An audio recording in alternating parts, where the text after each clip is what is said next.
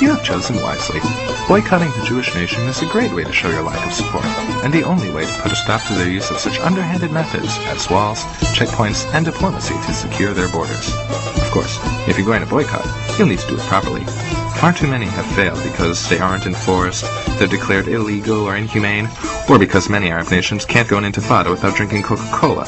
But more often than not, they're simply not comprehensive enough. Past boycotts have only attacked companies. Sure, any company based in or doing business in Israel should be divested from, but there's more than that. The percentage of Israelis with PhDs is higher than in any other country, and these members of the Jewish intelligentsia produce more scientific publications per capita than any other nation, glutting the world with their scientific discoveries and inventions and propaganda. A truly effective boycott must attack these products as well. The following is a short list of do's and don'ts that will help ensure your day-to-day activities do not funnel money into the Israeli war machine. When buying a computer, be sure to buy one that does not have an Intel microchip or microprocessor, as these were invented in Israel.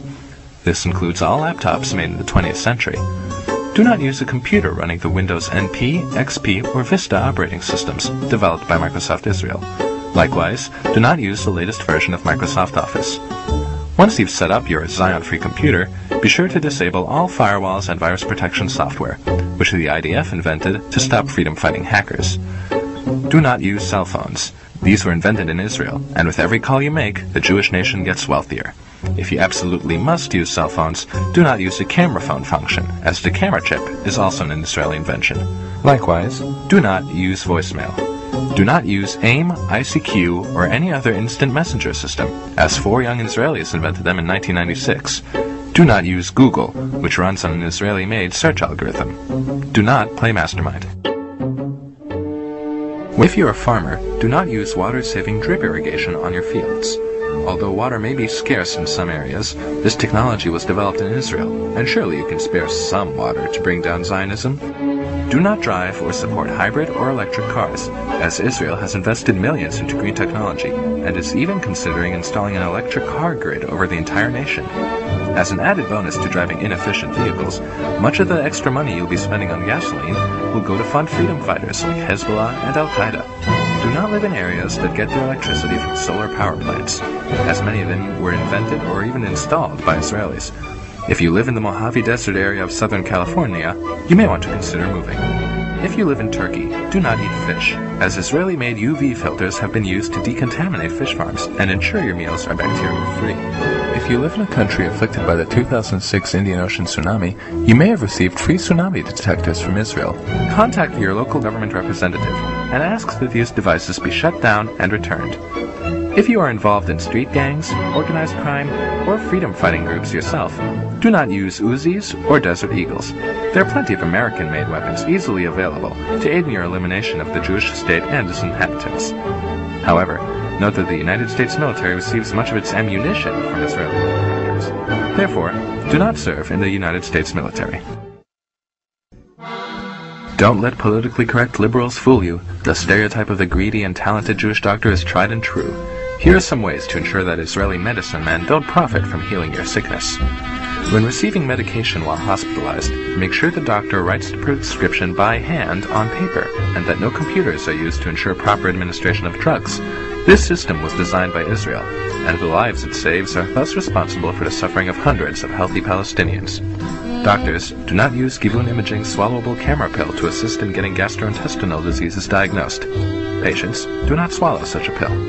Do not install baby sense monitors to prevent sudden infant death syndrome. Do not use the clear light method to treat acne. Soap and water will do just fine. Do not use the drug Copaxone to fight multiple sclerosis. Soap and water will do just fine. Women, please insist on using methods that require radiation for diagnosing breast cancer, as the fully computerized radiation-free alternative is an Israeli device.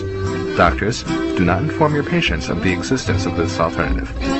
Do not donate money or blood at drives organized by a branch of the International Committee of the Red Cross. In 2006, they accepted Israel and Magen David Adom into their organization, despite the valiant efforts of Red Crescent to prevent this over the years. If you develop a heart problem, insist that your medical practitioner not install cardiac stents to keep your blood flowing, or use a new device that helps the heart pump blood, or any other treatments, as many have been developed by Israelis. In fact, it may be preferable to eat right, exercise, and avoid smoking to ensure your heart will stay healthy, and to ensure no Jews get a chance to profit from saving your life. If your children have heart conditions and you cannot afford surgery to save them, do not let Israeli charitable organizations like Shevet Achim or Save a Child's Heart provide them with free medical treatment. Though they will fly your child to Israel and have cardiologists operate on him or her there, and though they offer this service to all children, including those in Arab nations and Palestine, you must be stronger. This is how they install Zionist propaganda in your hearts and mind that depict Israelis as humanitarian and caring, which you know is not true. 2. Buy conflict diamonds. Israel was the first nation to adopt the Kimberley process to ensure diamonds do not come from conflict regions. By buying blood diamonds, you are making a political statement against the actions of the Israeli government, as well as a fashion statement of looking stylish. Lastly, if you are a survivor of Hurricane Katrina, floods in Romania, the Southeast Asian tsunami, the war in Kosovo, famine in Ethiopia, and the earthquakes in Turkey, India, and El Salvador, or if you live in Sri Lanka or the Palestinian territories, you may be alive due to humanitarian aid from the Israeli government paid for by taxes on Israeli citizens or from the actions of Israeli charities like Brotherly Covenant, Latet, or Israel Aid. Please kill yourself.